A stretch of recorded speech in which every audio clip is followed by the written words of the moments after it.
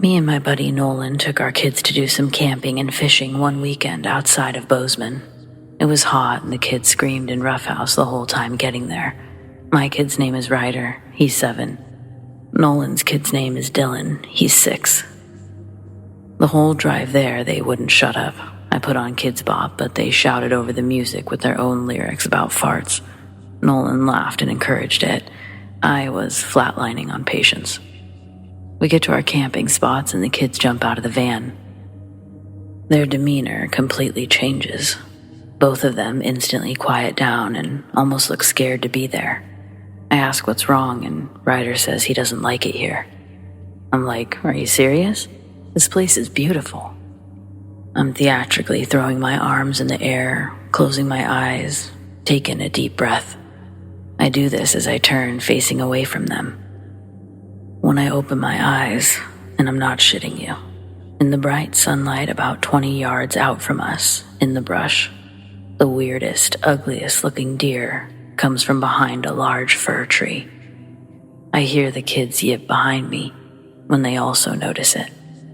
As the deer walked out, its head was already turned in our direction.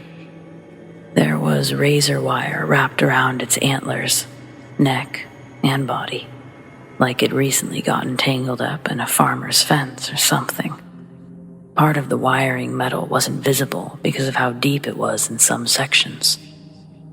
And there was a lot of wire wrapped around this poor deer, from antlers down to its legs, wrapped around its body a few times, like it did a couple of tornado spins trying to escape.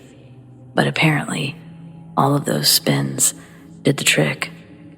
If one of us would have brought a gun, we would have put it out of its misery. But all we could do at this point was watch this deer slowly walk out from behind the tree.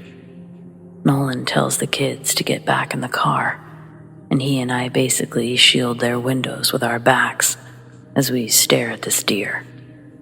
The deer maintaining its gaze towards us. Then its broken shuffle quickens into an agonizing trot. It starts cranking its head around violently. The motion starts pushing and pulling the tangled wires, essentially beginning to saw itself apart. Pause. I'm sorry, I think I should ask if you're squeamish. Please skip this next part. Okay. The deer is bucking and thrashing in the clearing so much that it saws through its stomach.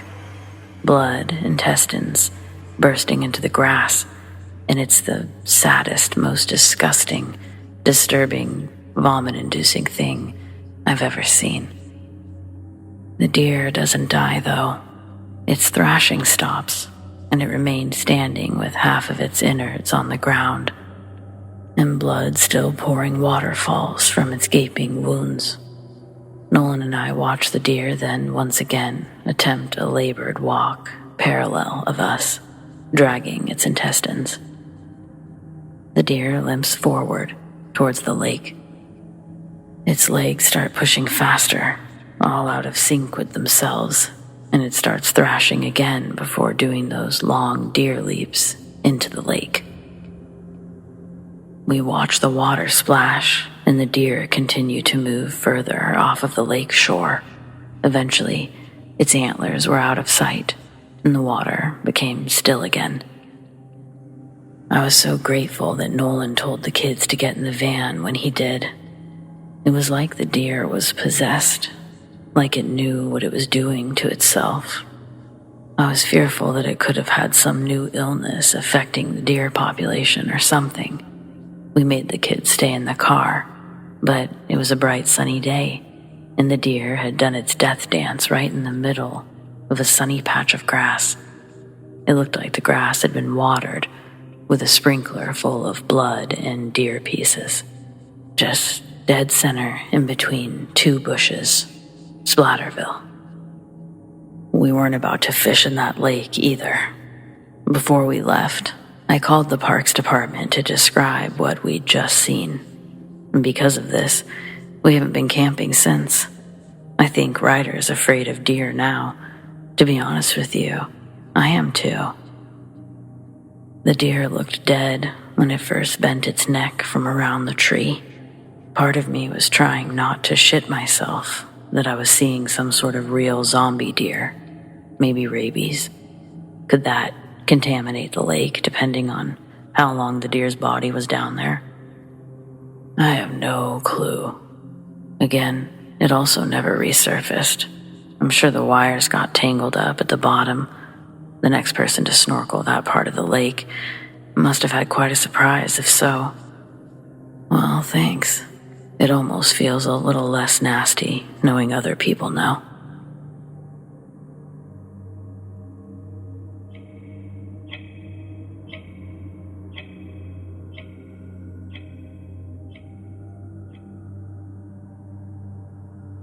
One time, my boyfriend and I went camping on a secluded part of the Oregon coast. We made a tent kind of hidden in the dunes. He'd carve our initials onto a log that we used as a bench under our tarp roof. I'd cooked a little dinner and brought it with us so that we could eat it later that night. The setting was perfect. We'd met only a few months prior, and he lived in Seahorse Beach. That night, we'd eat homemade lasagna under the glow of a flashlight taped to a stick. I crawl out from behind the triangle tent, and the beach is empty, and it's a starry sky. The moon's glow is enough to clearly see for a distance. Closer to 2 a.m, he and I have zipped our sleeping bags together and are snuggled up for warmth. He's asleep, but I'm still trying to find a comfortable position in the sand.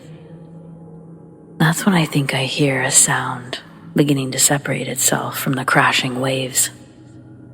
A car is driving our way on the beach. I wake my boyfriend up, and he quickly gathers as much as he can, just before he and I dive down behind a further set of dunes away from our fort. The car slows and stops near our dune. I think it's a park ranger. We hear a car door open and close, and a pair of feet begin shuffling through the sand up to us. Then the sound of a lighter gets flicked, and the tarp that we were using as shelter engulfs in flames. The person runs back to their car. We hear it turn around and drive the other direction. Just a random act of violence. All of our stuff, the tarp, our sleeping bags, they were burnt. We never found out who would have done that. We're lucky that I was awake, or we'd both be toast by now. People are gross.